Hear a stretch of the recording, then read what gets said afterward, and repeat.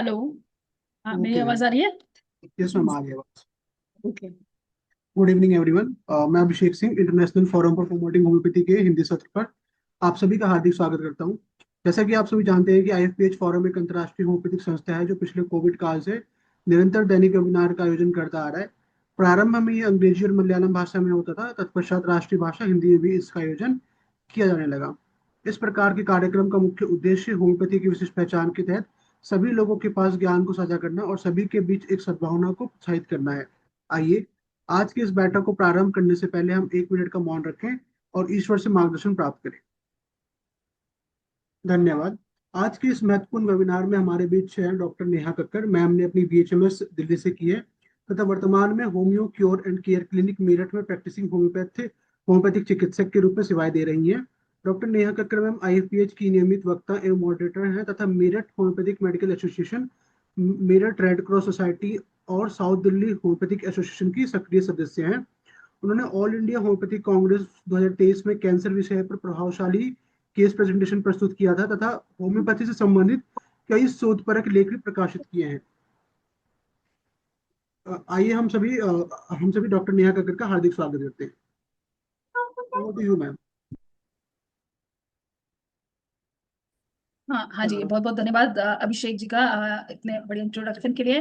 आईएफपीएच से जुड़े हुए मेरे को काफी वक्त हो गया है और मॉडरेट करते हुए भी काफी टाइम हो गया है, प्रेजेंटेशन भी देते रहते हैं, तो मैं सानी सर का बहुत बहुत धन्यवाद देती हूँ कि मेरे को एक और मौका दिया आज अपना केस प्रेजेंट करने के लिए। और आशा करती हूँ ऐसे ही आईएफपीएच के साथ मैं लगातार जुड़ी रहूंगी और बहुत कुछ सीखने को मिलता है यहाँ से। काफी सारी अलग अलग वेरिड होम्योपैथ्स यहाँ पे अलग अलग अपना एक्सपीरियंस लेके आते हैं, तो ये मेरे लिए भी एक एक्सपीरियंस रहता है। तो आज का हम प्रेजेंटेशन शुरू करते हैं। आज का जो हमारा टॉपिक है, अ, मैं पहले अपना स्क्रीन शेयर कर रही हूँ।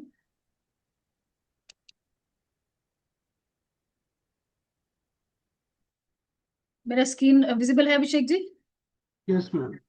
हाँ जी। तो आज का जो हमारा टॉपिक है वो है uterine fibroids and their homeopathic management. Uterine fibroids एक बहुत ही कॉमन प्रॉब्लम है जो हम सभी अपने क्लिनिक्स में देखते हैं। फीमेल्स को फाइब्रॉइड्स की दिक्कत आमतौर पे बहुत जल्दी हो जाती है और ऑब्वियसली जैसे जैसे एज बढ़ती है, around the age above the age of 35, 35 के बाद हमें ये केसेस बहुत सारे देखने को मिलते हैं फाइब्रॉइड्स के।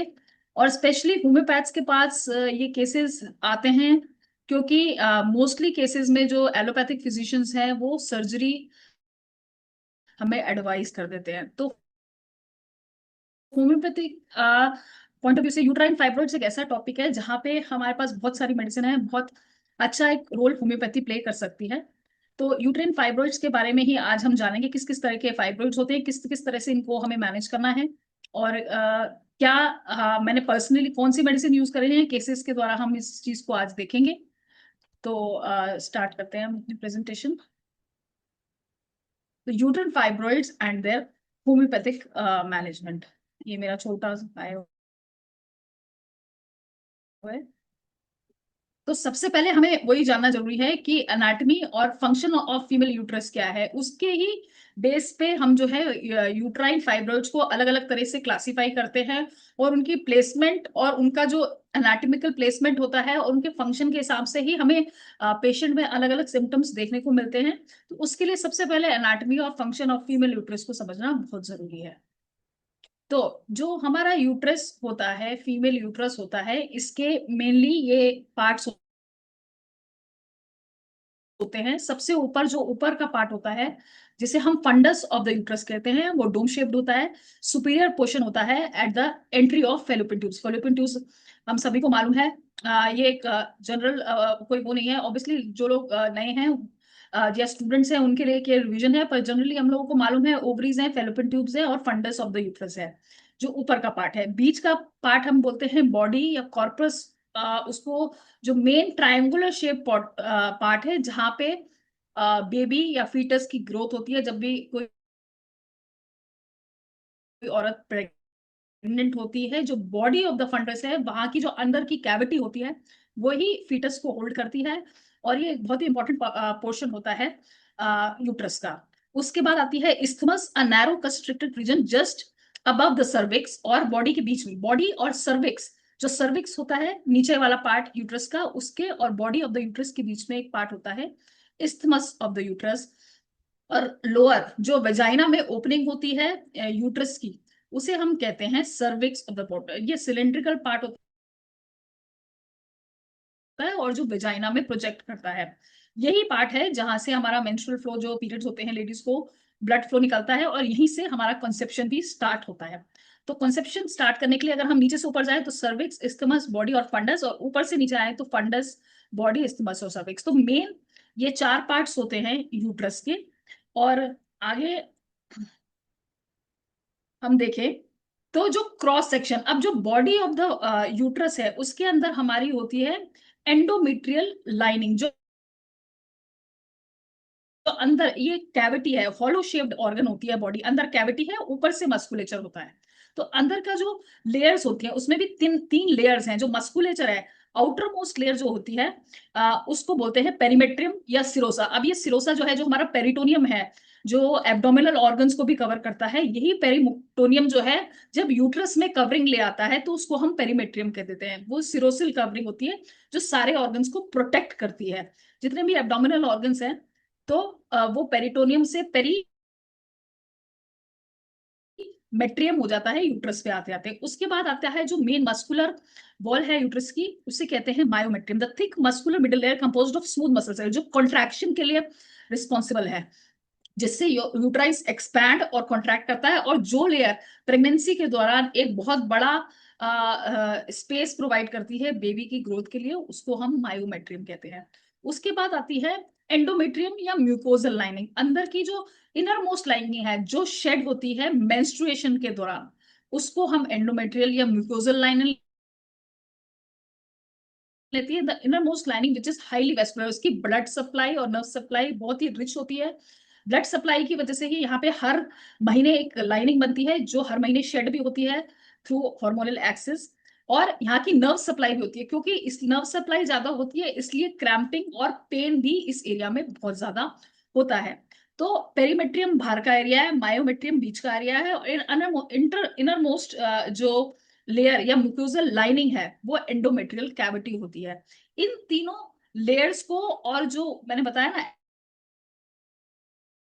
एनाटॉमी को समझना बहुत जरूरी है। डिपेंडिंग इसी के ऊपर हमारी, जब फाइब्रॉइड्स को हम देखते हैं कि ये कहाँ पे प्रेजेंट है, उसी पे हमारी मेडिसिन और हमारा डायग्नोसिस और हमारा प्राइग्नोसिस डिपेंड करता है। तो अब हम यहाँ पे मेन फंक्शन देख रहे हैं। ऑब्वियसली यूट्रस और womb is a vital muscular female reproductive organ है, जो मेंस्ट्रुएशन, फर्टिलाइजेशन, प्रेगनेंसी और चाइल्ड बर्थ, पूरा जो प्रोसेस है, हर महीने जो मेंस्ट्रुएशन होती है, ओवेरियन साइकिल बनती है हमारी, मेनार्क से शुरू होता है, जब लड़की को फर्स्ट पीरियड आता है, वहां से होता है हार्मोन्स डेवलप होते हैं, और हर महीने एक स्पेसिफिक ग्राफ पे जब वो हार्मोन्स नीचे आ जाते हैं तो हमारी लाइनिंग शेड होती है, जिसे हम मेंस्ट्रुएशन कहते हैं। उसके बाद जैसे जैसे आगे हम बढ़ते हैं, अगर वहां पे सेक्सुअल एक्टिविटी होती है तो फर्टिलाइजेशन, प्रेगनेंसी और चाइल्ड बर्थ की जो पूरी जर्नी है वो हमारे यूट्रस के अंदर ही टेक प्लेस करती है। और यही एक इंपॉर्टेंट ऑर्गन है जो डिलीवरी में भी हेल्प करता है। It supports pelvic structures and undergoes monthly changes. तो एंडोमेट्रियम है जो, जहां पे एम्ब्रियो इम्प्लांट भी होता है और जो मेंस्ट्रुएशन के दौरान शेड भी होता है। मायोमेट्रियम कॉन्ट्रैक्शन, जैसे कि मैंने बताया, जब भी मेंस्ट्रुएशन होती है उस टाइम भी कॉन्ट्रैक्शन होता है। प्रेगनेंसी के दौरान, जो लेबर के दौरान जो कंट्रैक्शन होता है, वो भी मायोमेट्रियम में ही होता है। वो मसल वॉल्स या स्मूथ वॉल्स इतनी फ्लेक्सिबल होती हैं कि वो कॉन्ट्रैक्शन और रिलैक्सेशन करती हैं और लेबर में बहुत ज्यादा हेल्प करती है। उसके बाद जो नियर लोअर मोस्ट पार्ट है वो सर्विक्स है। उसका फंक्शन, जैसे कि मैंने पहले भी बताया, connected to vagina, it secretes mucus menstrual cycle में, और स्पर्म एंट्री को रोक के भी रखती है और स्पर्म एंट्री को फैसिलिटेट भी करती है। जब हमें रोकना होता है तो वहां म्यूकस प्लग भी लगता है, वहां पे हर चीज लगती है प्रेगनेंसी, और प्रेगनेंसी को फैसिलिटेट करने के लिए भी सर्विक्स रिस्पॉन्सिबल है। तो ये मल्टी लेवल फंक्शनिंग यूट्रस हमारे को देता है एक फीमेल के अंदर। और एक यूट्रस होना एक बहुत ही इंपॉर्टेंट ऑर्गन है और आगे मैं ये बताना चाहूंगी, अभी भी मैं ये बात मेंशन कर रही हूँ कि यूट्रस जहाँ पे सर्जरी हो जाती है, it's a very very important part of a female body. और जब हम मोस्टली केसेस में देखते हैं कि यूट्रस को निकाल दिया जाता है, तो बहुत सारी कंप्लेंट्स हमारी आती हैं, फीमेल्स के अंदर बहुत सारी प्रॉब्लम्स आती है, मेंटल प्रॉब्लम्स आती हैं, फिजिकल प्रॉब्लम्स आती हैं। तो इतना इंपॉर्टेंट ऑर्गन है, पर ऑब्वियसली जहाँ केसेस में निकालना जरूरी है वहां पे सर्जरी हमें जरूरत पड़ती है, लेकिन जहां हम रोक सकते हैं तो वहां होम्योपैथी इस चीज को काफी अच्छे से हैंडल कर सकती है। तो uterus is a very very important and special organ जिसके ये फंक्शंस होते हैं। तो अब types of fibroids based on the location. अब हम जैसे कि हमने मैंने बताया कि मेंस्ट्रुएशन और लेबर और प्रेगनेंसी के दौरान है, और हमने ये सारा एनाटॉमिकल वो देखा था, तो उसी के डिपेंडेंट के ऊपर जब हमारी फाइब्रॉइड्स फाइब्रॉइड्स क्या है, एक ओवर ग्रोथ है जो यूट्रस के अंदर हो सकती है। कोई भी ओवर ग्रोथ है, कोई भी ट्यूमर है, कोई भी गांठ है जो यूट्रस कैविटी के अंदर यूट्रस की मस्कुलेचर के ऊपर या यूट्रस की कवरिंग के ऊपर हो सकती है। तो डिपेंडिंग अपॉन द लोकेशन कहाँ पे वो प्लेस्ड है फाइब्रॉइड, उसके ऊपर हम अलग अलग तरीके से फाइब्रॉइड्स को क्लासिफाई कर सकते हैं। तो एक तो होते हैं यूट्राइन फाइब्रॉइड्स, जो मेन यूट्राइन फाइब्रॉइड्स जो हैं वो हैं जो यूट्रस मेन पे, जो बॉडी ऑफ द यूट्रस है और जो फंडस ऑफ द यूट्रस है वहां पे जब होते हैं तब उसको हम कहते हैं यूट्राइन फाइब्रॉइड। ऊपर की साइड अबव द सर्विक्स उसको हम यूट्राइन फाइब्रॉइड कहते हैं। सर्वाइकल फाइब्रॉइड होता है जब सर्विक्स के अराउंड, या जो सर्विक्स हमारा जो lower part of the uterus है वहां पे जब कोई भी ओवरग्रोथ या ट्यूमर या ग्रोथ आ जाती है तो उसको हम सर्वाइकल फाइब्रॉइड कहते हैं। अगर वो फाइब्रॉइड आप यानी एंटीरियर वॉल पे होते हैं तो हम उसको एंटीरियर फाइब्रॉइड कह देते हैं। अगर वो पीछे वाले वॉल पे होते हैं उसे हम पोस्टीरियर फाइब्रॉइड हो जाते हैं। तो ये classification is general to know कि कहाँ पे यूट्राइन फाइब्रॉइड हमारा प्लेस्ड है, और जितने भी हमारी इन्वेस्टिगेशंस होती हैं उस पे ये सब मेंशन होना बहुत जरूरी है अल्ट्रासाउंड में कि कौन सा फाइब्रॉइड है, यूट्राइन है, सर्वाइकल है, एंटीरियर है। पोजीशन फाइब्रॉइड की बहुत ज्यादा मैटर करती है।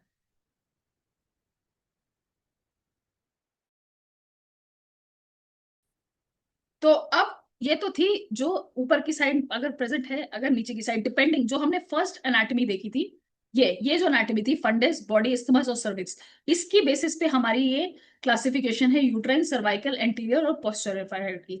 दूसरी जो हमने एनाटॉमिकल क्लासिफिकेशन देखी थी पेरिमेट्रियम, मायोमेट्रियम और एंडोमेट्रियम, मतलब कि बाहर का जो लेयर है, अंदर का जो मसल लेयर है, और पेरिमेट्रियम, इसके बेसिस पे भी हम फाइब्रॉइड्स को डिवाइड कर सकते हैं अलग अलग तरह के फाइब्रॉइड्स के।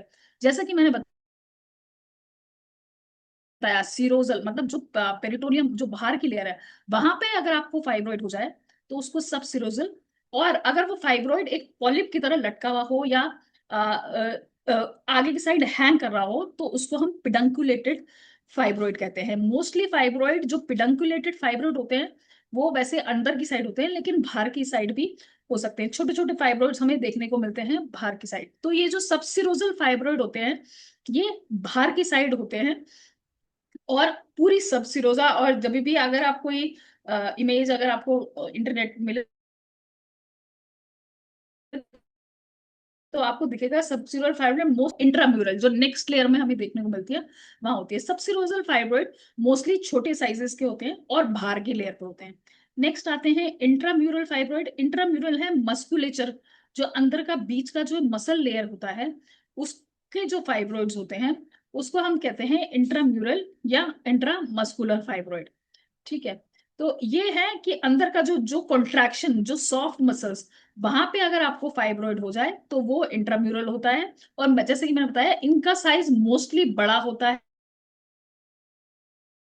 है और ये हार्ड ग्रोथ्स होती हैं, बहुत बहुत ही हार्ड ग्रोथ्स होती हैं। उसके बाद जो इनर मोस्ट लेयर है यानी कि सब म्यूकेजल, वहां पे भी आपको पॉलिप टाइप ग्रोथ्स देखने को मिल सकती हैं, वो होती है एंडोमेट्रियल लाइन पे। ये फ्लैशी ग्रोथ्स होती हैं और मोस्टली सॉफ्ट ग्रोथ्स होती हैं। तो subserosal is in medium side, intramural जो होते हैं वो हार्ड बिगर साइज ग्रोथ्स होती हैं, और सब म्यूकोसल होती है फ्लैशी लाइक, मतलब पॉलिप लाइक या फ्लैशी लाइक सॉफ्ट ग्रोथ्स होती हैं, क्योंकि वो डिपेंडिंग अपॉन द टिश्यू, क्योंकि मसल जहां पे भी इन्वॉल्व होएगा वहां पे हार्डनिंग अपने आप आएगी, लेकिन जहां पे भी सॉफ्ट टिश्यू ज्यादा होगी तो वहां पे ऑब्वियसली सॉफ्ट ग्रोथ्स ज्यादा होती हैं। तो डिपेंडिंग अपॉन द 3 लेयर्स हमारी ये डिवीजन होती है यूट्राइन फाइब्रॉइड की। और depending upon the location also हम अपनी मेडिसिन डिसाइड कर सकते हैं। अब सिम्टम्स भी जो हमारे हैं यूट्राइन फाइब्रॉइड के, वो भी लोकेशन पे डिपेंड करते हैं। जैसे कि मैंने बताया, mostly small fibroids with subserosal do not produce. जो छोटे फाइब्रॉइड्स होते हैं वो सिम्टम्स बहुत कम कॉज करते हैं, मोस्टली सेल लिमिटेड होते हैं। जैसे जैसे फीमेल एज बढ़ती है, 35 के अब हार्मोनल चेंजेस आते हैं, मेनोपॉजल एज आती है, ऊपर नीचे हार्मोन्स होते हैं, या स्ट्रेस लेवल अगर किसी फीमेल का ऊपर नीचे है, वुमेन्स हार्मोन्स ऊपर नीचे हो रहे हैं, तो वहां पे फाइब्रॉइड्स ग्रोथ बनती है और बिगड़ती रहती है, बनती है और बिगड़ती रहती है। इट्स अ नेचुरल फिनोमेना कि फाइब्रॉइड्स बन जाते हैं। जो छोटे फाइब्रॉइड्स हैं वो सेल्फ लिमिटिंग होते हैं, जब भी आपके हार्मोनल लेवल्स नीचे आते हैं तो ये अपने आप म्यूकोजल या सबसिरोलर वॉल में डिसॉल्व भी हो जाते हैं। लेकिन जो बड़ी ग्रोथ है, जो बड़ी सबसिरोजल या इंटरमोलर फाइब्रॉइड्स हैं, वो प्रेशर सिम्टम्स कॉज करते हैं। क्यों? क्योंकि जितना बड़ा फाइब्रॉइड होगा वो यूरिनरी ब्लैडर, आगे हमारा यूरिनरी ब्लैडर होता है, पीछे रेक्टम होता है, उस पर कंप्रेशन आती है, उसकी वजह से यूरिन के सिम्टम्स या कॉन्स्टिपेशन के सिम्टम्स या बार बार यूरिन आने का सिम्टम, या फिर यूरिनरी इनकॉन्टिनेंस जिसे हम कहते हैं, और अ, अ, जल्दी से एकदम से पेशेंट को लगता है कि उसको यूरिन आया, उसको एकदम से भागना पड़ता है। तो ये कंप्रेशन सिम्टम जरूर आते हैं यूरिनरी ब्लैडर पे। रेक्टम पे हमें कॉन्स्टिपेशन देखने को मिल सकती है, या बार बार अर्जिंग स्टूल, बार बार अर्जिंग होती है स्टूल जाने के लिए, वो हमें देखने को मिल सकती है रेक्टम पे। फीलिंग ऑफ फुलनेस, क्योंकि बड़ा फाइब्रॉइड है, बड़ी जगह घेर रहा है, तो फीलिंग ऑफ फुलनेस भी वहां पे आती है, बहुत ज्यादा हैवीनेस वहां पे पेशेंट को फील हो सकती है, मोस्टली इंट्राम्यूरल या सबसिरोरल। मोस्टली इंट्राम्यूरल फाइब्रॉइड्स में ये प्रॉब्लम आती है कि फीलिंग ऑफ फुलनेस होती है। तो जितना बड़ा फाइब्रॉइड होगा उतना ज्यादा आपका कंप्रेशन सिम्टम वहां पे होगा। उसके बाद हम आते हैं सबम्यूकोजल फाइब्रॉइड पे। वो अंदर एंडोमेट्रियम लाइनिंग पे होते हैं, और उसमें ये फाइब्रॉइड्स वो हैं जिसमें सबसे ज्यादा हमें ब्लीडिंग देखने को मिलती है, क्योंकि वो अंदर की एंडोमेट्रियल लाइन को इरिटेट करते हैं, उसको कोरोड करते हैं, उसको वहां पे उसके फंक्शन को डिस्ट्रैक्ट करते हैं। तो इसलिए उसी की वजह से वहां पे जो है आपको ब्लीडिंग देखने को मिलती है। और ये वाले जो फाइब्रोड होते हैं, ये थोड़े मुश्किल होते हैं, क्योंकि सबसे पहले हमें यहाँ पे ब्लीडिंग को कंट्रोल करना पड़ता है, ब्लीडिंग हैवी ब्लीडिंग को कंट्रोल करना पड़ता है। उसके बाद हमें, और जो जो कार्सिनोमा बनने की चांसेस होते हैं वो भी इसी एरिया में ज्यादा होते हैं, जो एंडोमेट्रियल लाइनिंग में फाइब्रोइड्स होते हैं। तो इनको बहुत कॉशन के साथ हमें देखना पड़ता है। बड़े जो फाइब्रॉइड है जो सिर्फ कंप्रेशन सिम्टम दे रहे हैं, they are more like less, मतलब वो तंग कम करते हैं। लेकिन जो एंडोमेट्रियल फाइब्रॉइड होते हैं वही सबसे ज्यादा इरिटेट है, क्योंकि वो ब्लीडिंग करते हैं, वो डिस्कम्फर्ट करते हैं पेशेंट को, वीकनेस, फटीग, और इसके भी सिम्टम्स आने लगते हैं। तो these fibroids are the most irritating ones, जो हमें बहुत ध्यान से आगे क्वेश्चन में चलना चाहिए। Many fibroids shrink after menopause automatically if they are female hormones dependent. अगर फीमेल हॉर्मोन्स, ऑब्वियसली हॉर्मोन्स का रोल बहुत बड़ा होता है फाइब्रॉइड्स के बनने में, तो मेनोपॉज के बाद जो फाइब्रॉइड्स होते हैं वो मोस्टली श्रिंक कर जाते हैं। ये ऐसा ऑब्जर्वेशन में देखा गया है। लेकिन जो बड़े इंट्राम्यूरल फाइब्रॉइड्स होते हैं वो भी कम हो जाते हैं, लेकिन पूरी तरह डिसॉल्व नहीं होते हैं। लेकिन जो छोटे फाइब्रॉइड्स हैं वो ऑब्वियसली श्रिंक हो जाते हैं। तो ये क्लासिफिकेशन के डिपेंड के ऊपर हमारे सिम्टम्स भी प्रोड्यूस होते हैं फाइब्रॉइड के, जो हम देख सकते हैं यहाँ पे। अब यूट्राइन फाइब्रॉइड्स के मेन कॉजेज क्या होते हैं? सबसे पहला कॉज जो हमने जैसे कि बताया, variance in levels of estrogen and progesterone. Estrogen और प्रोजेस्टेरोन जो मेजर फीमेल हार्मोन्स हैं, वो फाइब्रॉइड्स की डेवलपमेंट में करते हैं। Obviously excess production of estrogen, कमी की वजह से कभी आपको दिक्कत इतनी नहीं होगी। पीरियड्स आपके लो हो सकते हैं, एमेनोरिया हो सकता है, पीरियड्स बंद हो सकते हैं, स्कैंटी हो सकती है, लेकिन जो डेवलपमेंट है वो तभी होती है जब एक्सेस में हार्मोन प्रोड्यूस होता है। अब हॉर्मोन्स भी प्रोड्यूस होने के अलग अलग रीजंस हो सकते हैं। दूसरा रोल जो बहुत बड़ा प्ले करती है वो है जेनेटिक्स। मोस्टली जेनेटिक्स में देखा गया है कि मोस्टली वुमेन जिनकी माओ में, नानी में, दादी में या बुआ मासी में फाइब्रोइड्स की होती है, जैसे कि हमें ब्रेस्ट कैंसर में देखने को मिलता है, ऐसे ही यूट्राइन फाइब्रोइड्स और यूट्राइन कैंसर में फैमिली हिस्ट्री का बहुत बहुत बड़ा रोल रहता है। जितनी ज्यादा स्ट्रॉन्ग फैमिली हिस्ट्री होगी उतना ही टेंडेंसी होती है ग्रोथ्स आने की। Ethnicity statistics show that fibroids are more in Afro American women. जहां पे भी ये एफ्रो अमेरिकन जिनका स्ट्रॉन्ग बिल्ड फाइबर होता है, मस्कुलेचर स्ट्रॉन्ग होता है, वहां पे हमें फाइब्रोइड्स ज्यादा देखने को मिले हैं। ये एथनिसिटी के बेस पे है। प्रेगनेंसी, मल्टीपल प्रेगनेंसी या फिर नहीं प्रेगनेंसी अगर होती है फीमेल हॉर्मोन्स की, तो उसकी वजह से भी यूट्रस जो है वहां पे आपको फाइब्रॉइड देखने को मिलते हैं, जहाँ पे मल्टीपल प्रेगनेंसी होती है, क्योंकि बार बार body is under the stress of carrying the pregnancy. बार बार हॉर्मोन्स का भी ऊपर नीचे होना होता है, या फिर बिल्कुल भी प्रेगनेंसी नहीं होती तो वहां पे बिल्कुल भी चेंज नहीं हो रहा है, तो भी एक वेस्टिजियल नेस होने की वजह से भी हमें फाइब्रॉइड्स ग्रोथ्स देखने को मिलती है। ऑब्वियसली अब यहाँ पे जो हॉर्मोन्स लेवल है वो मेंटल स्ट्रेस से बहुत ज्यादा जुड़ा है। Prolong mental stress effect the hormones and pituitary axis which leads to works. तो ये जो दोनों है हॉर्मोन्स और मेंटल स्ट्रेस को हम जोड़ के चल सकते हैं यहाँ पे। हॉर्मोन्स तभी वेरी करते हैं मोस्टली जब मेंटली पेशेंट होता है, क्योंकि सारा एक्सिस जो है वो ब्रेन कंट्रोल करता है हॉर्मोन्स का। तो मेंटल स्ट्रेस एक बहुत बड़ा रोल प्ले करता है in growth of fibroids. Environmental factors, certain endocrine chemicals found in some cosmetics और प्लास्टिक्स प्ले अ रोल। जैसे कि जो कार्सिनोमेटस फाइब्रॉइड्स हैं वहां पे ये केमिकल सॉरी केमिकल बेस हमें देखने को मिलता है कॉस्मेटिक्स और प्लास्टिक्स में। Dietary habits, more of carbohydrates, fats, मतलब जो सिडेंट्री आजकल का लाइफस्टाइल है और जो डाइट बहुत ज्यादा फैटी और कार्बोहाइड्रेट बेस्ड है, तो ऑब्वियसली वो ओवरग्रोथ को प्रमोट करती है। लीन डाइट और जहाँ पे फाइबर ज्यादा होता है डाइट में, that obviously cuts of the risk of developing fibroids. तो ये एक प्री डिस्पोजिंग फैक्टर रहता है डाइटरी हैबिट्स का। तो ये सब फैक्टर्स बहुत ज्यादा जरूरी है इटियोलॉजी में यूट्राइन फाइब्रोइड्स की। तो सबसे ज्यादा जरूरी हमारे हॉर्मोन्स से होती हैं, और मेंटल स्ट्रेस एक बहुत बड़ा फैक्टर रहता है यूट्राइन फाइब्रोइड्स को डेवलप करने में। पहले के टाइम में प्रेगनेंसी ज्यादा फैक्टर रहती थी, आज की टाइम में मेंटल स्ट्रेस और हार्मोनल और एनवायरमेंटल फैक्टर्स और dietary factors I would say are causing more of fibroids. और कैंसर भी डेवलप होने का यही सब रीजन है जो हमें देखने को मिलता है प्रेजेंटली फाइब्रॉइड्स। तो अब जो कन्वेंशनल मैनेजमेंट होती है उसको हम देख लेते हैं। Bleeding fibroids are treated with hormonal medications like tranexamic. तो मैंने जैसे कि बताया जीएनआरएच यानी कि हॉर्मोन्स को कम करने के एंटागोनिस्ट दिए जाते हैं मेनोपॉज लाइक स्टेट का।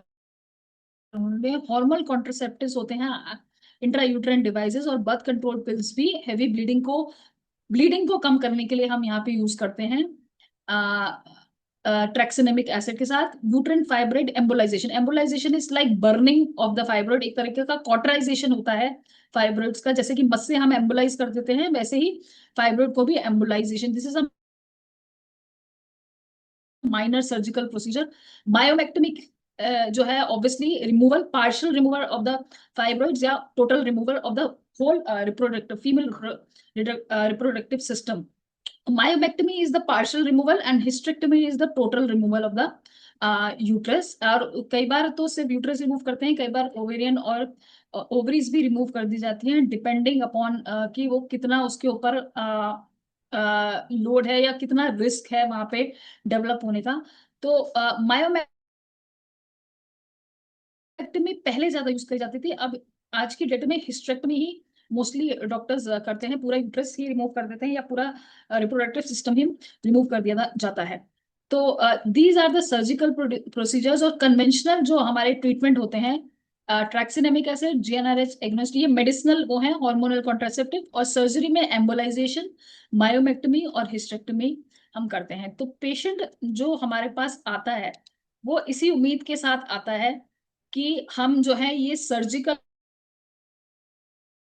प्रोसीजर, ऑब्वियसली जो हैवी ब्लीडिंग है, जो नॉर्मल सिम्टम्स है ब्लीडिंग के या जो भी है, वो तो हम मेडिसिन से कंट्रोल कर सकते हैं। लेकिन जब जहां पे बारी आती है कि सर्जरी से हमें पूरा या तो यूट्रस ही रिमूव करना पड़ जाएगा या कहीं पे भी ऑपरेशन की नौबत आती है, या जिन केसेस में ऑपरेशन ऑलरेडी हो चुका है और दोबारा से फाइब्रॉइड आ जाते हैं, तो वहां पे पेशेंट बहुत उम्मीद लेके आता है होम्योपैथिक डॉक्टर के पास कि हमें जो है आप सर्जरी अवॉइड करवा दीजिए और हमारे को सर्जरी ना करवानी पड़े, इसके लिए आप हमें अच्छी से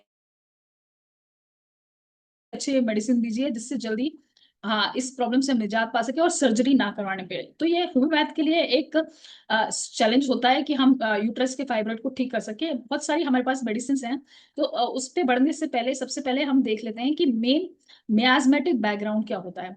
यूट्राइन फाइब्रॉइड्स का मोस्टली जो मियाज्मेटिक बैकग्राउंड है ऑब्वियसली साइकोटिक होता है, क्योंकि ओवरग्रोथ है। It can sometime turn syphilitic if the uterine fibroid is bleeding, जहां पे भी ब्लीडिंग बहुत ज्यादा हो और फास्ट गोइंग फाइब्रोइड हो, एक तरीके से कैंसर की जैसे बढ़ रहा हो। वहां पे हो सकता है आपको पैथोलॉजी में कैंसर ग्रोथ ना देखने को मिले, लेकिन अगर फास्ट ग्रोइंग फाइब्रोइड है और बहुत ज्यादा ब्लीड कर रहा है तो वहां पे सिफिलिटिक मियाजिम आ जाता है। तो और वहां पे ऑब्वियसली अगर कैंसर में टर्न हो जाए तो सिफिलिटिक मियाजिम आता है, लेकिन मोस्टली जो बैकग्राउंड रहता है वो साइकोट्रिक रहता है। हम यहाँ पे सोरा कम कहेंगे, क्योंकि psora is more of functional level पे। सोरा में सिर्फ आपको हो सकता है सिर्फ हार्मोनल डिस्टर्बेंस मिले, जिसकी वजह से पेशेंट को ब्लीडिंग हो, उसको ल्यूकोरिया हो सकता है, उसको और प्रॉब्लम हो सकती है, उसको सेक्सुअल एक्टिविटी में दिक्कत आ सकती है, जहां पे भी सोरिक मैनिफेस्टेशंस होती हैं। लेकिन वहां पे आपको फाइब्रोइड की ग्रोथ बहुत कम मिलेंगी, और अगर फाइब्रोइड दिखेगा तो मोस्टली जो सोरा के फाइब्रोइड होंगे वो सब सिरोजल होंगे, क्योंकि सुपरफिशियल लेवल पे होंगे। लेकिन जैसे जैसे हम डीपर उसमें जाते हैं, ब्रूडिंग नेचर, जहाँ पे भी मेंटल स्ट्रेस बहुत ज्यादा है, बहुत ज्यादा ओवर थिंकिंग है, तो वहां पे साइकोटिक नेचर आता है, और वो वाले फाइब्रोइड्स हमें इंट्राम्यूरल और इंट्रा जिसे कहते हैं एंडोमेट्रियम एंडोमेट्रियम की लेयर तक आते आते दिखने जाते हैं। सोरा वाले जो फाइब्रोइड्स हैं वो माइनर बहुत छोटे होंगे और वो बाहर के लेयर तक ही सीमित रहेंगे। पर जैसे ही डीपर हम जाते जाएंगे साइकोटिक, तो इंटरम्यूरल और इंट्रा जो एंडोमेट्रियल फाइब्रोइड है वो है, और फाइनली हमें सिफिलिटिक मियाज्म भी देखने को मिलता है, जिसमें बहुत सारे जो डिस्ट्रक्शन आती है या कैंसर ग्रोथ आ जाती हैं, वो हमें यहाँ पे देखने को मिलते हैं सिफिलिटिक ग्रोथ में। अब जो थेरेप्यूटिक्स हम यहाँ पे देख सकते हैं, बहुत सारी मेडिसिन हैं फाइब्रोइड्स के लिए। यहाँ पे मैंने कुछ मेंशन किए हैं। ऑरम म्यूर है, ऑरम मेटालिकम है, calcarea carcinosin, calcarea iod, calcarea phos, calendula, conium hydrastis iodum, kali iod, merc iodine rubrum, sepia, silicea, staphysagria, sulphur, thuja, thyroidinum, tuberculinum. Obviously ये तो कुछ मेडिसिन हैं जो स्पेसिफिकली हम यूज कर सकते हैं। You can use any constitutional medicine to treat the fibroids here. तो हमारा किस तरह से अप्रोच रहना चाहिए किसी भी तरह का फाइब्रोइड, डिपेंडिंग अपॉन कि what kind of fibroid is this. तो जो ब्लीडिंग फाइब्रोइड है, तो जैसा कि मैंने बताया, सॉलिड सबसिरोजल और इंट्राम्यूरल फाइब्रोइड्स के लिए हम जो है मोस्टली ये मेडिसिन यूज करते हैं। जो हार्ड फाइब्रोइड्स हैं, बहुत बड़ी बड़ी ग्रोथ्स हैं, वहां पे हम ये मेडिसिन मोस्टली यूज करते हैं। कैलकेरिया का बहुत अच्छा रिजल्ट देती है, कैलकेरिया आयड, कोनियम, ये जो मैंने अपने पर्सनल प्रैक्टिस में देखा है, सिलिशिया और ट्यूबरकुलाइनम बहुत अच्छा रिजल्ट दिया है। जिसमें भी हार्ड एंड ग्रोथ्स या बहुत बड़ी बड़ी ग्रोथ्स आएंगी, वहां पे ऑरम्यूर, ऑरम मेटालिकम, कैलकेरिया का, कैलकेरिया आयोड, कैलकेरिया फॉस और कोनियम जैसी मेडिसिन बहुत बढ़िया रिजल्ट दे सकती है। तो ये जो थेरेप्यूटिक्स हैं ये मेजली सॉलिड सबसिरोजल या इंट्राम्यूरल फाइब्रोइड्स के लिए हैं। आगे अगर हम चले सब म्यूकोजल, यानी कि जो एंडोमेट्रियल लाइनिंग पे अगर फाइब्रोइड हो, तो वहां पे जैसा कि मैंने पहले बताया, सबसे पहले हमें फर्स्ट लाइन ऑफ ट्रीटमेंट जो होती है वो ब्लीडिंग को कंट्रोल करना है। तो यहाँ पे ब्लीडिंग को कंट्रोल करने के लिए मोस्टली मदर टिंचर्स भी आप यूज कर सकते हैं, specific anti haemorrhagic remedies use कर सकते हैं। तो जो मेन मदर टिंचर्स यहाँ पे हम यूज करते हैं वो है hamamelis for dark coagulated blood, millefolium for bright red, जिसमें ब्राइट रेड ब्लड होती है, एरिजुनोन भी ब्राइट रेड एक्टिव ब्लीडिंग देता है, थैल्सपी बस्टा pastoris for continued and profuse bleeding with last period to period with back problem. Thlaspi bursa का बहुत बढ़िया एक्शन आता है ब्लीडिंग कंट्रोल करने में। ऑब्वियसली ट्रिलियम, जहां पे भी आपकी प्रोलॉन्ग्ड ब्लीडिंग चल रही है, ड्रॉप बाय ड्रॉप ब्लीड हो रही है, बूंद बूंद करके ब्लड आ रहा है, वहां पे ट्रिलियम बहुत बढ़िया काम करती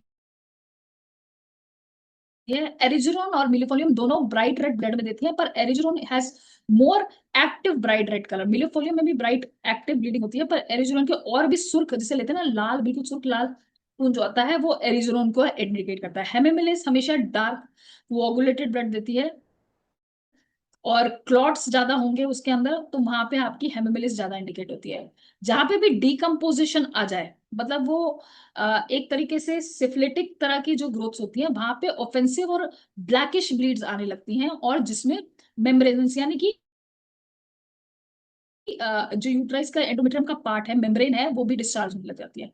तो वहां पे जो मेडिसिन हैं वो क्रोकस सेटाइवस, क्रोटालिस हॉलिडेस, सिकेलकोर, इवन लैकेसिस यहाँ पे मेंशन नहीं है, लैकेसिस बहुत बढ़िया रिजल्ट देती है। जितने भी स्नेक रेमेडीज हैं वो ब्लैकिश ऑफेंसिव ब्लीड्स में जहां पे भी डिकम्पोजिशन आ रहा है, वहां पे हम ये मेडिसिन यूज कर सकते हैं। Crotalus, secale cor, lachesis, crocus sativus बहुत बढ़िया देती है। Arnica can be used where there is sore bruise pain in uterus along, जहां पे भी पेनफुल ब्लीडिंग होगी वहां पे arnica mother tincture works very well. Calendula mother tincture can also work well here, जहां पे भी सोरनेस है और जैसे चोट जैसा जो दर्द हो रहा है, वहां पे आर्निका और कैलेंडुला हम इन्फेक्शन और ब्लीडिंग कंट्रोल करने के लिए दे सकते हैं। बाकी सारी मेडिसिन जो हम पोटेंसी में देते हैं, मोस्टली पोटेंसी में फॉस्फोरस, इपिकैक, ट्रैक्सिकनस americana, china, cina and sabina can also be used to control bleeding when the simillimum matches. Obviously sabina में जो हमें सिम्टम्स देखने को मिलते हैं कि बैकेक, उसमें भी बहुत ज्यादा होता है, और लुकोरिया भी होता है। कॉकेट्स में जो पेन होता है वो स्पेसिफिकली सबाइना को इंडिकेट करता है। चाइना में हमें एग्जॉशन ज्यादा ज्यादा मिलेगी, ब्लीडिंग की वजह से बहुत ज्यादा वीकनेस आ रही है और एग्जॉशन आ रही है, तो वहां पे चाइना देंगे। इपिकैक में हमें वॉमिटिंग सेंसेशन विद ब्लीडिंग, जहां पे भी आपको ब्लीडिंग के साथ वॉमिटिंग सेंसेशन है, और उसको और जगह से भी जैसे ब्लीडिंग हो सकती है, नोज ब्लीड की हिस्ट्री रही हो, या फिर उनको कफ एंड कोल्ड की प्रॉब्लम रही हो जिसमें उनको ब्लड हो गया हो, वहां पे हम इपिकैक दे सकते हैं। Phosphorus can also be use for complete giving controlling bleeding, जहां पे भी desire for icy cold drinks होता है, बहुत ज्यादा डिजायर फॉर आइस और या आइसी कोल्ड ड्रिंक्स या आइसक्रीम होता है, वहां पे हम फॉस्फोरस इंडिकेशन देते हैं। यहाँ पे मैं मेंशन नहीं कर पाई हूँ, जितना मेरे पास टाइम था उतना मैंने इतना स्लाइड में मेंशन किया है। तो मेनली मदर टिंचर्स का बहुत बड़ा रोल रहता है एक्टिव ब्लीडिंग कंट्रोल करने के लिए, और ये सारी मेडिसिन भी हम डिपेंडिंग अपॉन द सिमिलिमम दे सकते हैं टू कंट्रोल द ब्लीडिंग। तो सबसे पहले सबम्यूकोजल फ्राइडोन में हमें ब्लीडिंग कंट्रोल पड़नी पड़ती है, ठीक है ना। Second line for controlling the bleeding is controlling the fibroid. Next हमारा जो स्टेज आता है वो आता है फाइब्रोइड को कंट्रोल करना। वहां पे phosphorus, silicea, teucrium, nitric acid, mercury, मैंने जैसे कि बताया यहाँ की फ्लैशी ग्रोथ्स ज्यादा होंगी। Submucosal fibroid is mostly fleshy growths, जो सॉफ्ट ग्रोथ्स होंगी, और सबम्यूकोजल ग्रोथ्स होंगी। तो वहां पे phosphorus, silicea, teucrium, nitric acid, mercurius, sanguinaria बहुत बढ़िया एक्ट करती हैं। Mostly acidic remedy, nitric acid works very well, mercurius work very well, phosphorus भी बहुत बढ़िया काम करती है।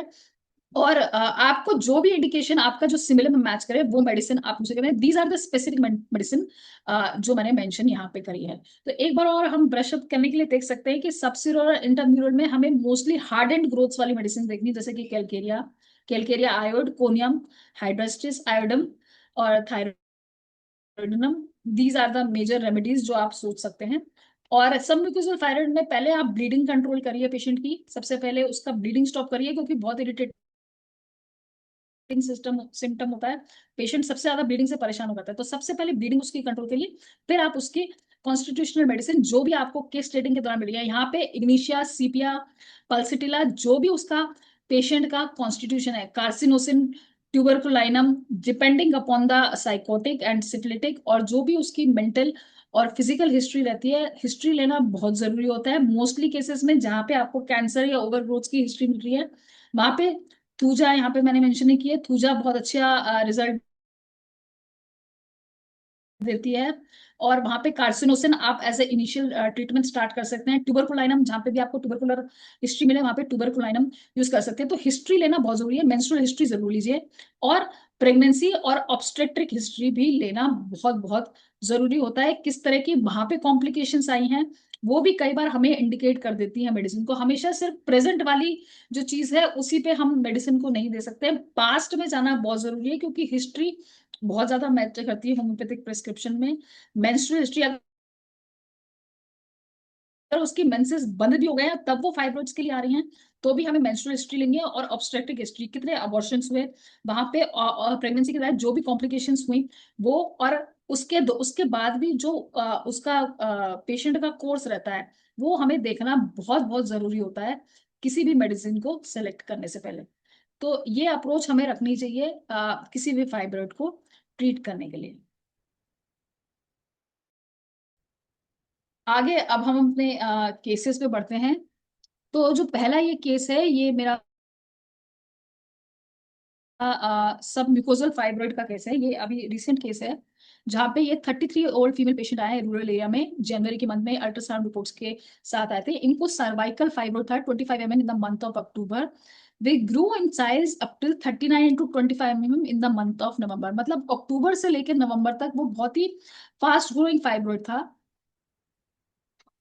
जो पेशेंट को दिक्कत कर रहा था। और और उस पेशेंट की डिफेक्टिव विजाइना भी था, मतलब वो जो वजाइनल कैनाल था was not fully developed, that means she was not married. वो मैरिड नहीं थी, अपने भैया भाभी के साथ आई थी। तो ये एक तरह का फास्ट ग्रोइंग फाइब्रोइड हमें पहले से ही दिख रहा था। तो these two factors pointing towards a syphilitic background, क्योंकि वेजाइनल कैनाल पूरी तरह डेवलप नहीं था और फास्ट ग्रोइंग फाइब्रोइड था। तो एक ये पिक्चर जो मेरे दिमाग में आई थी कि सिफिलिटिक बैकग्राउंड यहाँ पे है। पास्ट हिस्ट्री में complaint of pain in legs of and on and had complaints of varicose veins, ये सब एक्स्ट्रा प्रॉब्लम्स ये आई थी। तो मेजरली लेकिन ये इसी के लिए आई थी क्योंकि डॉक्टर ने ऑपरेशन इनको बता दिया था कि आपको ऑपरेट कराना पड़ेगा, तो इसलिए टू अवॉइड सर्जरी ये मेरे पास आई थी। फिजिकल जनरल्स में कुछ स्पेसिफिक नहीं था, nothing specific except desire for icy cold drinks. यहाँ पे desire for icy cold drink. Mental generals पे अगर हम जाते हैं तो was a very very generous person, considerate of others pain, in spite of having the physical deformity was happy go lucky। मतलब इतनी, क्योंकि वेजेनल कैल डेवलप नहीं था, अपने खुद की फैमिली नहीं थी, not affected, still not affected by the hardships of life. मतलब उसके भी आदमी, she had a very happy countenance on her face, और अपनी भैया और भाभी के साथ no family life of her own but still whatever very such, मतलब उनके जो प्रिडिक्ट करती थी फ्यूचर को फैमिली में। तो ये एक तरह का क्लेयरवॉयंस भी था, जो इन्होंने खुद मुझे बताया कि उनकी भाभी ने एक्चुअली बताया कि ये कई बार बता देती हैं कि क्या क्या फैमिली में आगे होने वाला है। तो ये इस तरह के एक दो सिम्टम्स जो मेंटल जनरल्स में हमें यहाँ पे देखने को मिले। मेंस्ट्रुअल हिस्ट्री में heavy bleeding during periods continuing for 10 days, बहुत ज्यादा हैवी ब्लीडिंग होती थी। Bleeding was mostly painless. Sometimes periods occurred before day, that is 5 to 6 days before, but there was no white discharge. तो इसके लिए कोई भी एंटी हेमोरेजिक का मेडिसिन थी, सिर्फ मल्टीविटामिन यहाँ पे प्रिस्क्राइब किए गए थे एलोपैथ्स के बाय, तो उसको वो ले। हेलो। Yes ma'am. आई मेरे को पता नहीं चला कब डिस्कनेक्ट हो गया, कौन सा पार्ट मिस हो गया। मैं केस दोबारा से प्रेजेंट करूं? हम केस वन, आप केस प्रेजेंट कर लेते हैं। ओके।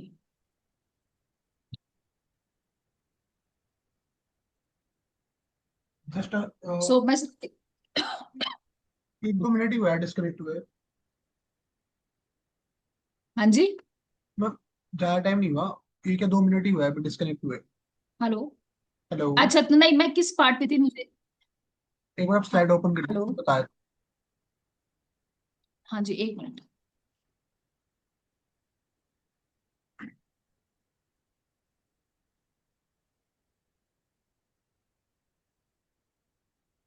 हम इसके आगे। ओके। Yes ma'am. तो जो इनिशियल मेडिसिन सिर्फ हमने करी थी वो सिफिलिटिक बैकग्राउंड पे, यहाँ पे कार्सिनोसिन 200 हमने स्टार्ट किया था, क्योंकि वेजाइनल डिफॉर्म था और फास्ट ग्रोइंग ट्यूमर था।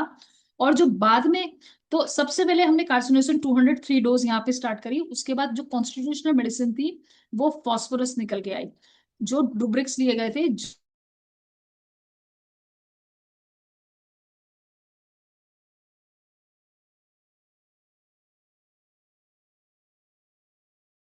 करती थी अपने दुख से। Happy in spite of hardships in our life, clairvoyance, desire for icy cold drink and bleed. Picture बनी वो फॉस्फोरस की इनकी यहाँ हमने case start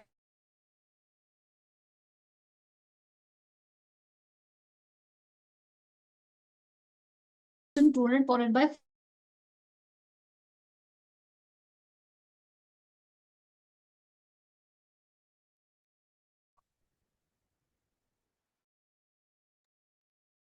next menstrual cycle में इनकी ब्लीडिंग में काफी इंप्रूवमेंट आया और पीरियड्स भी सेम डेट पे आने लग गए। उसके बाद मैंने कार्सिनोसिन 203 डोज फिर से दोबारा रिपीट की, again followed by phosphorus 200 for 15 days.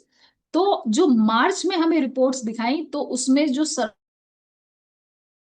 Cervical fibroid का साइज था वो अब 28, जो 39 mm हमें देखने को मिला था यहाँ पे, वो अब घट के अब 28 mm into 25 mm यहाँ पे आ गया था। तो almost in 3 months of medicine इनका काफी जो है फाइब्रोइड का साइज रिड्यूस हो गया था। तो 39 into 25 का ये 28 into 22 साइज का इनका फाइब्रोइड का यूट्रस अब रह गया था। और वो काफी खुश थी पेशेंट की, मतलब 3 महीने की मेडिसिन में उनको काफी अच्छा रिजल्ट मिल गया और अभी भी वो मेरे पास आगे मेडिसिन लेने आ रही हैं। तो ये एक बहुत बढ़िया क्लासिक केस था जहाँ पे सब म्यूकोजल फाइब्रोइड को हमने मेडिसिन, होम्योपैथिक मेडिसिन से यहाँ पे ट्रीट किया। तो ऑब्वियसली जैसे कि मैंने बताया अप्रोच हमारी वो रहती है, यहाँ पे ऑब्वियसली ब्लीडिंग ज्यादा थी लेकिन मैंने यहाँ पे मदर टिंचर्स नहीं यूज किए थे क्योंकि फास्ट ग्रोइंग ट्यूमर था। तो हमने पहली जो अप्रोच रखी कि हमें ट्यूमर का साइज ही कंट्रोल करना है, इसकी ग्रोथ को रोकना है। तो आई गेस कार्सिनोसिन ने एक वो बहुत बढ़िया इसको रोकने की वो करी, और उसके बाद फास्फोरस ने अपने आप ऑटोमेटिकली ब्लीडिंग भी कंट्रोल हुई और यूट्रस का जो फाइब्रोइड का साइज है वो भी फास्फोरस से यहाँ पे 3 महीने के अंदर कंट्रोल हो गया। तो ये था सबम्यूकोजल फाइब्रोइड का केस। अब जो हम नेक्स्ट केस देख रहे हैं वो भी वो जो केस है वो इंट्राम्यूरल फाइब्रोइड का है, जिसमें मल्टीपल इंट्राम्यूरल फाइब्रोइड थे और उसके साथ साथ bilateral cyst in both of this था। ये मेरा एक पुराना केस था। मैम पीपीटी शो नहीं हो रही है। जो शुरुआती मेरे दिनों की प्रैक्टिस में था। हेलो। हेलो मैम, हाँ। अभी हाँ जस्ट जी अभी बोलिए Abhishek ji. Ma'am PPT show नहीं हो रही है। अभी कट हुआ ओके था ओके। शायद और फिर पीपीटी नहीं आ रही है। अब दिख रहा है। Yes ma'am. तो फर्स्ट केस हमारा सबम्यूकोसल फाइब्रोइड का, सेकंड केस हमने यहाँ पे मल्टीपल इंट्राम्यूरल फाइब्रोइड्स देखेंगे यहाँ पे जो बाइलेटरल सिस्ट के साथ। मैंने बताया ये मेरा एक पुराना केस था, जो मेरी शुरुआती उसमें था, लेकिन ये एक बहुत ही क्लासिक केस था जो मैंने दिल्ली में ट्रीट किया था। अभी मैं फिलहाल मेरठ में प्रैक्टिस कर रही हूँ। तो जो मेंस्ट्रुअल कंप्लेंट्स थे majorly involve pen during menses. Patient was married since 5 years और वो कंसीव भी करने की कोशिश कर रहे थे।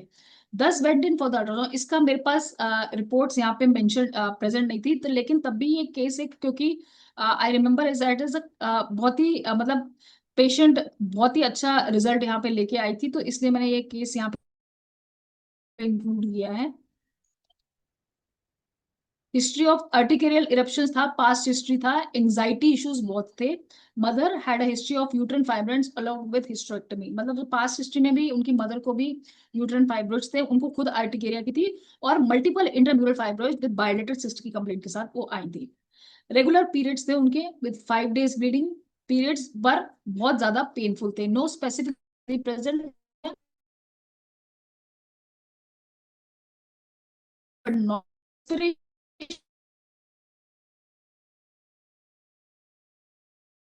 टेंशन थी मेनली जो obviously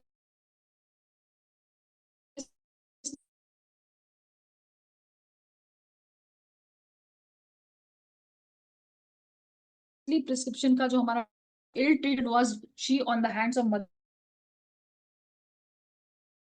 there was continuous talk and sometimes no पेट तक वो जब या बार बार डिस्कनेक्ट हो रहा है गैस। हाँ मैम। हाँ जी।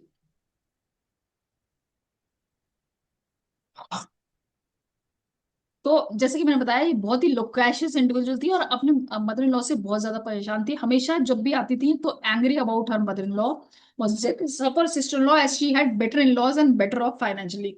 तो कॉन्स्टेंटली जो उनकी टॉक्स इन्वॉल्व थी वो इसी टॉपिक पे थे, और कई बार जो थी ना वो इस बात पे भी जम कर जाती थी कि मैं पहले किस तरह से रहती थी, किस तरह से खुश थी, और वहां पे क्या था, और उसी पे फिर वो कंटिन्यू करती जाती थी। फिर generally she used to jump again on her mother in law. तो इस तरह की लोक्वेशियसनेस वहां पे हमें बहुत ज्यादा देखने को मिली थी इस केस में।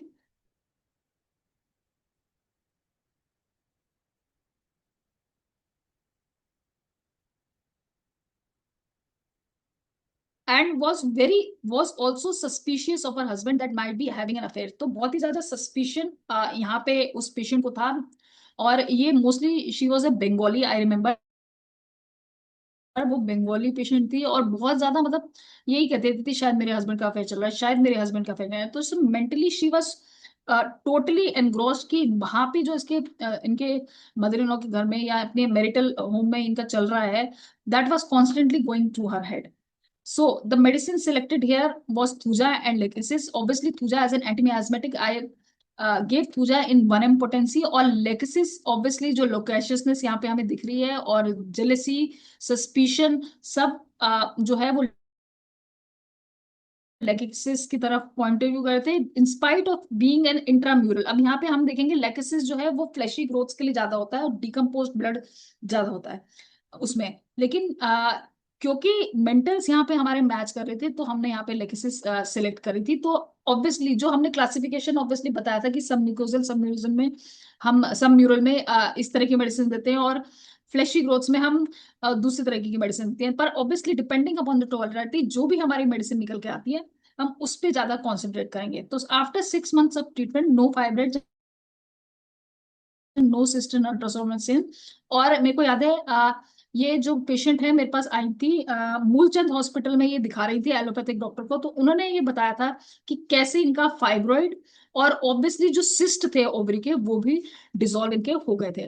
तो ये एक बहुत ही बढ़िया मैजिकल केस था होम्योपैथी से, जहाँ पे फाइब्रॉइड और यूट्राइन ओवेरियन सिस्ट दोनों यहाँ पे लैकोसिस से डिसॉल्व हो गए थे हमारी कॉन्स्टिट्यूशनल होम्योपैथिक मेडिसिन से। तो इस तरह से हम देख सकते हैं कि जब भी मेडिसिन ओनली ऑन कॉन्स्टिट्यूशन और सिम्टम सिमिलैरिटी बहुत जरूरी है। जो भी हम क्लासिफिकेशन करते हैं मेडिसिन का कि ये हमें याद देनी है वो देनी है, ऑब्वियसली वो एक गाइड की तरह हमारे को काम करता है। पर जो अल्टीमेट रेमेडी हमारी निकलती है वो कॉन्स्टिट्यूशनल और सिम्टम सिमिलैरिटी और मेंटल जनरल्स और जो भी हमारे सिम्टम्स मैच कर रहे हैं उसके बेसिस पे ही हम देंगे, तो हमारे रिजल्ट्स बहुत बढ़िया देखने को मिलते हैं। और यूट्रिन फाइब्रॉइड एक एक बहुत ही बढ़िया एरिया है, एक बहुत ही बढ़िया रीजन है जहाँ पे होम्योपैथी एक्सीलेंट काम कर सकती है।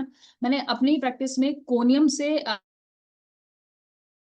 बहुत बढ़िया रिजल्ट देखे हैं। अभी फिलहाल मेरे पास एंडोमेट्रियोमा के एक दो केसेस आए हैं जहाँ पे हम वहां पे हार्ड एंड बहुत बड़ी बड़ी ग्रोथ से, एंडोमेट्रियमा ऐसा होता है जो बर्स्ट करने पे हो जाता है ओवरीज में अगर प्रेजेंट होता है, और डॉक्टर्स उसकी सर्जरी उसमें इमीडिएट सर्जरीज बताते हैं। पर वहां पे कोनियम से मेरे को बहुत अच्छे रिजल्ट मिले। तो हमारे पास एक्सीलेंट मेडिसिन हैं जहाँ पे आप अगर सिम्टम सिमिलैरिटी और कॉन्स्टिट्यूशनली केस को मेंटल जर्नल्स या जब फिजिकल जर्नल जो भी आपकी कॉन्स्टिट्यूशनल रेमेडी सिमिलम आपको मिल रहा है, तो उससे बहुत बढ़िया रिजल्ट यहाँ पे हम देख सकते हैं। और होम्योपैथी एक बहुत बढ़िया वरदान साबित हो सकती है यूट्राइन फाइब्रोइड्स के केसेस में जहाँ मोस्टली सर्जरी एडवाइस की जाती है। तो ये आज की डेट का मेरा सेमिनार यहाँ पे खत्म होता है। ये दो केसेस थे जो हमने यूट्राइन फाइब्रोइड्स को देखे। तो बहुत बहुत धन्यवाद। Thank you. Thank you so much ma'am. If किसी को कुछ डाउट है, कोई क्वेश्चन है, we still have I think 8 minute अभी भी है हमारे पास। तो किसी के पास कोई ऑब्वियसली क्वेश्चन हो। बहुत सारे डॉक्टर यहाँ पे जितने भी मॉड्यूल्स हैं उनके बहुत भी बहुत अच्छे रिजल्ट होंगे। जो मेरे अपने पर्सनल केसेस थे वो मैंने यहाँ पे शेयर किए हैं। किसी को अपना कोई केस स्पेसिफिक शेयर करना हो या कुछ और हो जो शेयर करना चाहे तो बिल्कुल शेयर कर सकते हैं। मेरे अपने पर्सनल एक्सपीरियंस में जो भी मेडिसिन मैंने यूज करी हैं वो मैंने यहाँ पे मेंशन करी थी। एनीवन इन द, आप चैट बॉक्स में भी पूछ सकते हैं। मैम एक क्वेश्चन है, mother tincture role in fibroids. हाँ जी, मदर टिंचर जैसा कि मैंने बताया कि जो मोस्टली ब्लीडिंग कंट्रोल करने में हमें मदर टिंचर्स बहुत बढ़िया हेल्प करते हैं। हेमेमेलिस है, मेलिफोलियम है, एरिजिनोन है, थेल्स्पी है, ट्रिलियम है। तो ब्लीडिंग कंट्रोल करने में मैंने जो पर्सनल रोल दिया है, वैसे फ्रैक्सिकनस अमेरिकाना या हाइड्रास्टिस मदर टिंचर भी फाइब्रोइड्स में जो थ्योरेटिकली है वो एडवाइस किया जाता है। हाइड्रास्टिस मदर टिंचर आप यूज कर सकते हैं, फ्रैक्सिकनस अमेरिकाना यूज कर सकते हैं, कैलेंडुला मदर टिंचर यूज कर सकते हैं, जहाँ पे साइकोटिक और जैसे कहते हैं ना प्रोजेक्शन लाइक ग्रोथ होती है, वहां पे calendula mother tincture theoretically mentioned है। मैंने अपनी उसमें प्रैक्टिस में पर्सनली मैं ब्लीडिंग कंट्रोल करने के लिए मदर टिंचर देती हूँ, क्योंकि वो इमीडिएट एक्शन मांगता है। बाकी फाइब्रोइड्स कंट्रोल करने के लिए मोस्टली कॉन्स्टिट्यूशनल जो भी मैंने मेडिसिन बताई हैं, हायर पोटेंसी में 200 से स्टार्ट करके आप हायर पोटेंसी में जा सकते हैं, 1 एम पोटेंसी तक। 200 और 1 एम पोटेंसी काफी अच्छा रिजल्ट उसमें आपको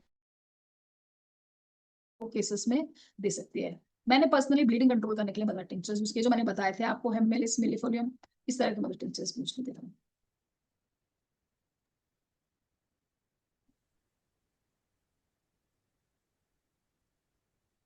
किसी और का कोई क्वेश्चन हो?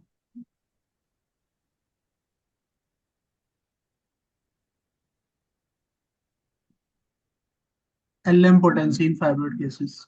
हाँ जी, एलएम पोटेंसी मैंने जैसे कि बताया, मैंने अपनी पर्सनल केसेस में एलएम पोटेंसी फाइब्रॉइड्स में बहुत कम दी हैं। मैंने 1 एम पोटेंसी तक यूज किया है मोस्टली केसेस में। एलएम पोटेंसी का ऑब्वियसली जहाँ पे भी आपको रिजल्ट में स्टक अप हो रहे हो, या फिर जिसमें कहते हैं मेडिसिन के बाद ऑब्वियसली एग्रोवेशन हो रही हो किसी केसेस में, जैसे किसी किसी मेडिसिन के बाद ब्लीडिंग एग्रोवेट हो गई हो, या फाइब्रॉइड का साइज आप देखिए कि बढ़ गया हो, तो ऑब्वियसली वहां हम थियोरेटिकली जो मेंशन्ड है एलएम पोटेंसी यूज कर सकते हैं। मैंने पर्सनल अपने केसेस में 1 एम पोटेंसी तक यूज किया।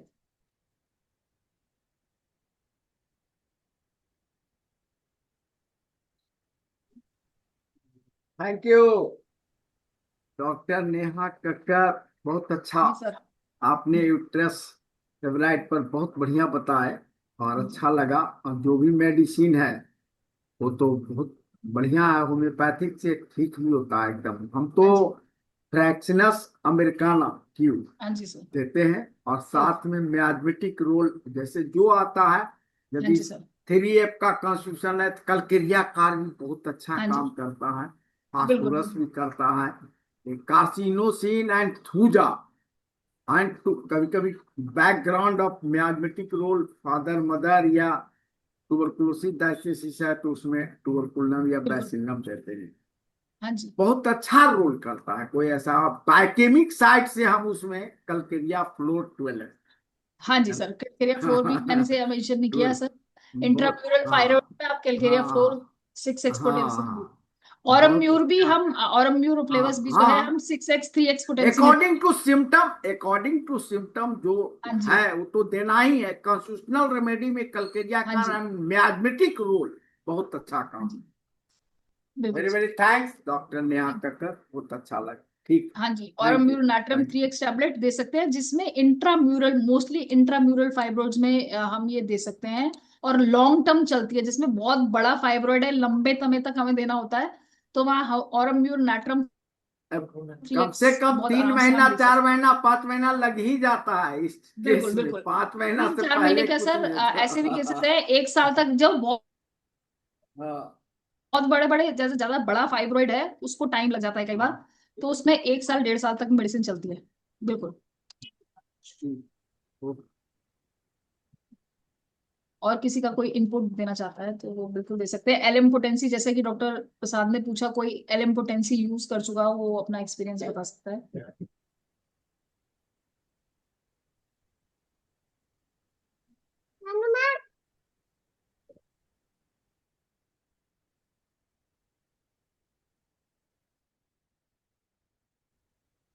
ओके, आई गेस और किसी का कोई क्वेश्चन यहाँ पर नहीं है अभी। यस मैम, और कोई नहीं है अभी। हाँ एंड जी। Doses, doses. डोजेस यहाँ पे जैसे कि मैंने बताया ना, यहाँ पे आप डिपेंडिंग, जैसे कि ऑरम्यूर और जो लॉन्ग टर्म इंटरम्यूरल फाइब्रोइड्स है, उसमें जो ये जैसे कि आपकी बायोकेमिक है, उसमें आप रेगुलर डोजेस दे सकते हैं। लेकिन जो फास्ट गोइंग ट्यूमर है, वहां पे डोजेस जल्दी रिपीट कर सकते हैं। जैसे मैंने फॉस्फोरस 200 जो है वो 15 डेज लगातार उनको दी, तो आप रिपीटेशन उस पर भी कर सकते हैं। अगर ब्लीडिंग ज्यादा है वहां पे मदर टिंचर की डोज जो है वो आप 3 times a day, even 3 times क्या, आप इवन 3 आवरली या 4 आवरली, जहां पे ब्लीडिंग बहुत ज्यादा होती है तो वहां पे 3 आवरली 4 आवरली आप मदर टिंचर या कोई भी जो पोटेंसी मेडिसिन है जैसे कि फॉस्फोरस है, इपिकैक है, ब्लीडिंग कंट्रोल करने के लिए आप फास्ट डोजेस, एक्यूट डोजेस भी दे सकते हैं जनरली। और साइज कंट्रोल करने के लिए हम डेली डोज भी दे सकते हैं। और अगर आपका कोई इंट्राम्यूरल है तो वो, और आपको तंग इतना नहीं कर रहा है, तो उसमें आप सेफ साइड ले सकते हैं। जहां पे भी फास्ट ग्रोइंग और ब्लीडिंग ट्यूमर है वहां पे ऑब्वियसली डोज रिपीटेशन आपको जल्दी जल्दी करनी पड़ेगी। ओके मैम, सो इसी के साथ टाइम भी हो गया हमारा। Thank you so much ma'am for this wonderful session. Now it's time for the next team. I would like to call Dr. Anjali ma'am for the next session.